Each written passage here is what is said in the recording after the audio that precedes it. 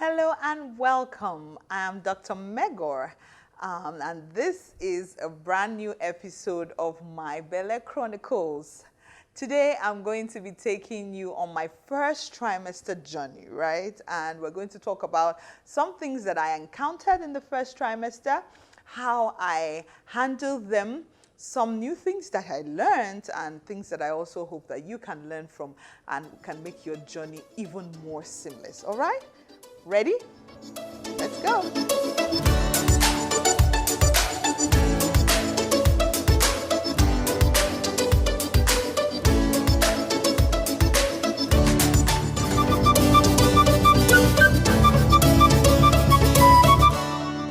Okay, so as you know, I'm a mom of 3 and currently expecting my 4th. And I like to call my 4th baby my interesting surprise, okay? Because, I mean, that's story for another day, but we basically thought we were done, but God decided to surprise us with, you know, this little beautiful bundle of joy. And so why not? We got started on the journey. But you know how they say that every pregnancy is different, right?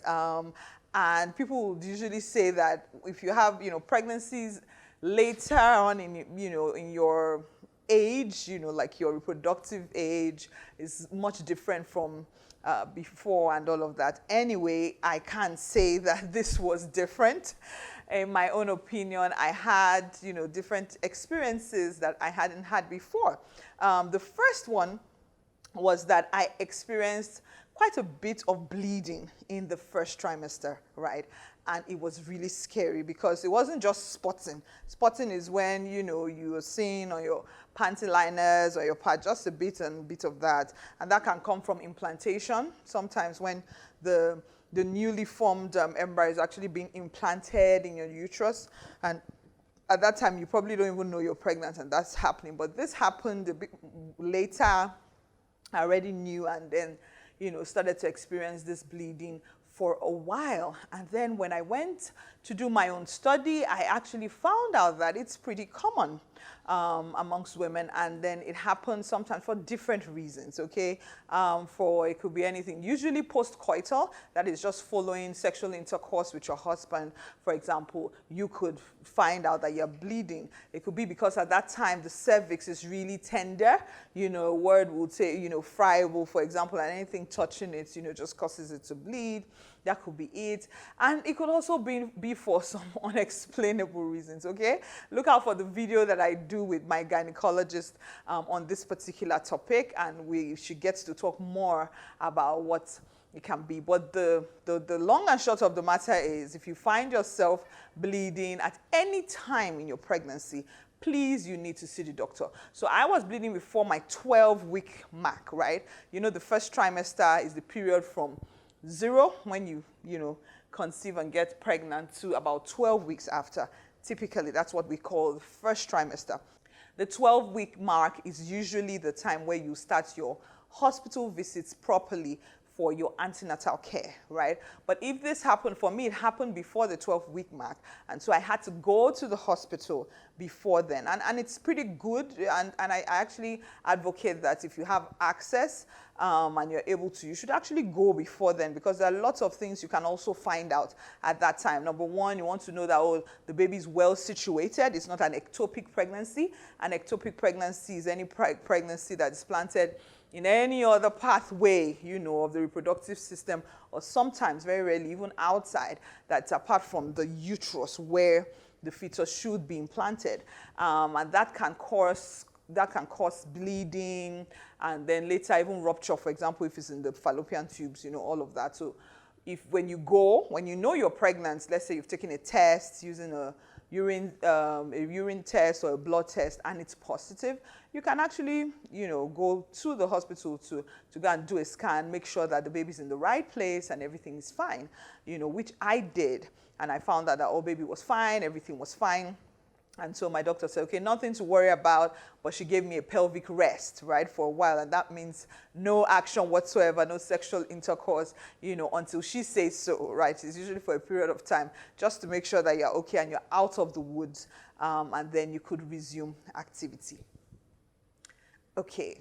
Now, number two that I want to talk about is actually my skin during this pregnancy, okay? So I mean, I know we have, it's funny. Some people say, oh, there's the pregnancy glow. And some people say, oh, no, during pregnancy, my skin is just, and all of it is correct, right? But for the first time for me, I did experience great skin, right, during pregnancy. And I'm going to explain because I think it is, looking back and even chronicling it as it was happening, I think it goes hand in hand with your nutrition, all right? I'm going to explain in a moment. So you can try that and see if it actually works for you. So what happened, I mean, you can see from these pictures showing right now, these pictures you're seeing was me in my second trimester. Like my skin was glowing.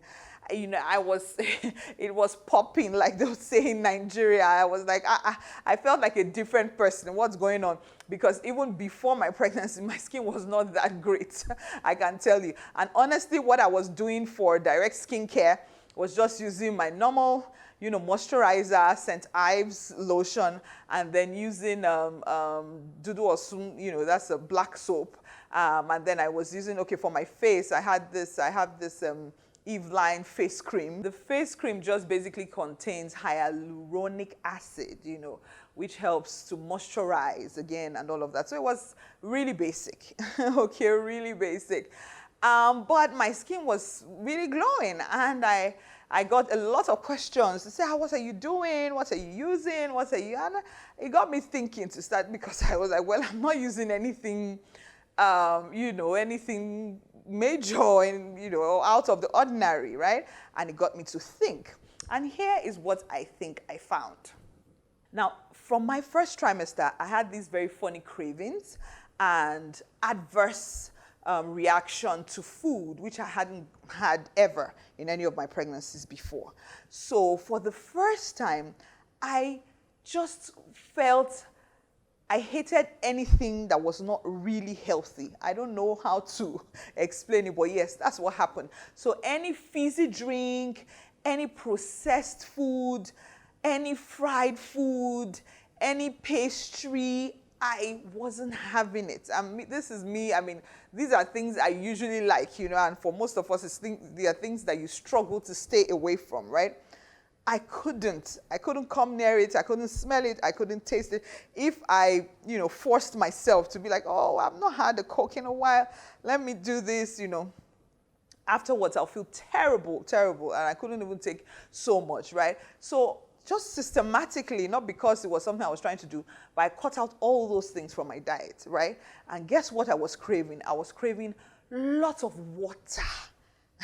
I could drink water like a camel. Like it was scary. I would sit down. I could literally finish a liter of water in one sitting and be wanting more. I mean, in the 24-hour period, I drank so much water. I wanted lots of fruits, lots of vegetables. And then when it came for food, I was craving really very natural African foods, things like amala, okra, ewedu, and those kinds of things. I couldn't eat meat. Yeah, I couldn't eat beef. I couldn't stand, in fact, I couldn't stand the smell of beef from being cooked in my house. I couldn't stand it. I could eat a little chicken, but what I could really eat was fish. And sometimes I was just fine without it, So it was really, really funny.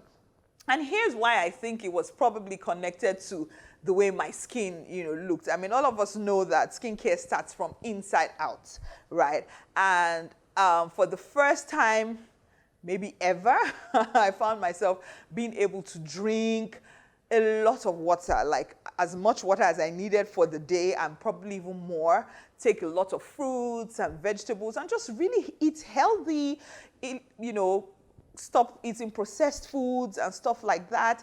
And I think that was the reason for the skin, because I say that because as I approached the third trimester, that began to change a bit. So after a while, I was able to eat, some of these other things. Again, after the second trimester was over, I was able to now, drink a bit of my fizzies and processed food and all of that.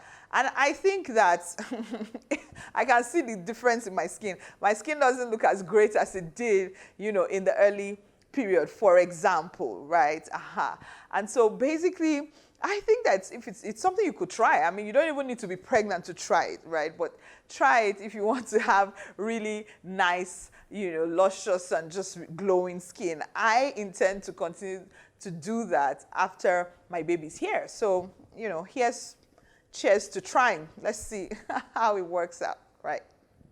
Another experience I had in this particular pregnancy was that I really struggled to take my prenatal vitamins. It has never happened to me before. So you see all the drugs you're given in the hospital, I've always taken it very, very religiously, right? I've been able to, from beginning to start, even during breastfeeding and all of that. However, this time I could not. I just could not. It couldn't pass through my throat. It was just the smell, everything, right? And it made me really start to panic. After a while, I was concerned about my iron intake, my iron levels. You know that iron and folic acid is something that's very important. In fact, folic acid is something you should have enough stores of even before you know you're pregnant, right? Because at that point, it could have very serious effects on your baby. Right, I didn't know I was pregnant early enough anyway, but I think that, thank God, I must have had enough stores. I've been eating well generally. So yeah, so that's what I wanted to say, that, at times where you cannot, so of course, I'm not advising you to skip your prenatal vitamins. Find a way to take it. Find a way to take it, okay? There are also these gummy ones that you can actually chew now and still give you the same effect, right? So find a way to take it. However, if you absolutely cannot take it for any reason, right? Try to give your diet a very serious punch. And it works. I tried it. Luckily with my doctor, I finally told my doctor, oh, I'm not taking these things and all that. She was like, okay. So let's think natural. Let's think first principle. The whole idea of supplements really is that you are trying to make up for what you're not getting in your diet now, with drugs, especially at this time, that's very crucial. It's not just you. Now you're carrying a baby that needs it, right? But if you can take care of it all in your diet, then by all means do. But you are just going to be very particular. So for iron, you're wanting to make sure you're having things like red meat or your fish or eggs. If you can't, I couldn't do red meat in Shab, but I could do lots of eggs, lots of green leafy vegetables, even our ugu leaves here.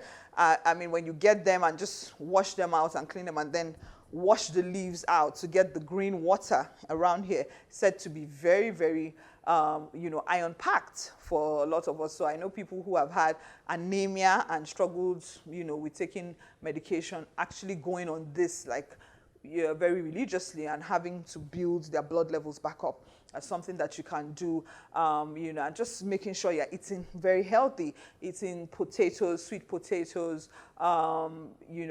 beans, all other things that contain iron, right? You make sure that you're getting that. And then don't forget your fruits, don't forget your vegetables. That'll give you your vitamins and minerals that you need as well.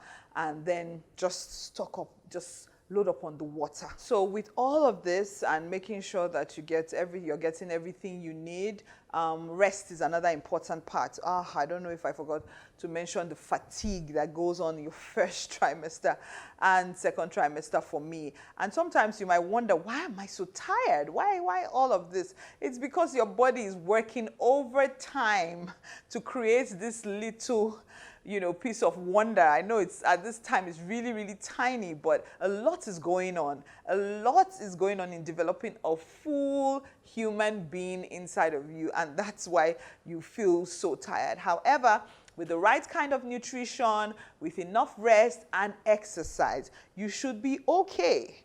See here some of the ideal iron-rich foods that we can find around our environment in Nigeria and Africa to include in your diet to make sure that you keep your iron levels up, which are very important for you in this season.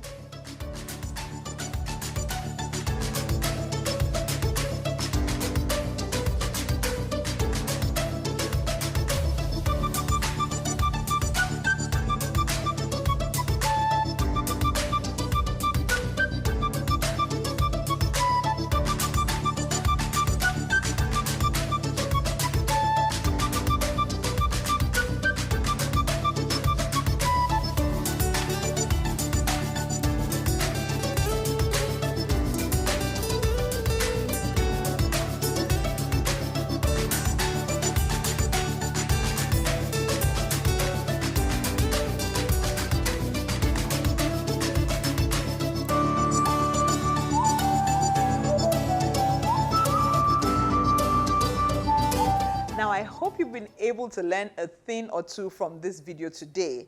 I'd like you to reach out to me with your questions, your comments, and your contributions. You can go ahead and share with me your own experience in your first trimester or your second trimester on this very interesting journey of pregnancy. And until my next video, which you should look out for because it's going to be very, very interesting, I remain Dr. Megor. See ya.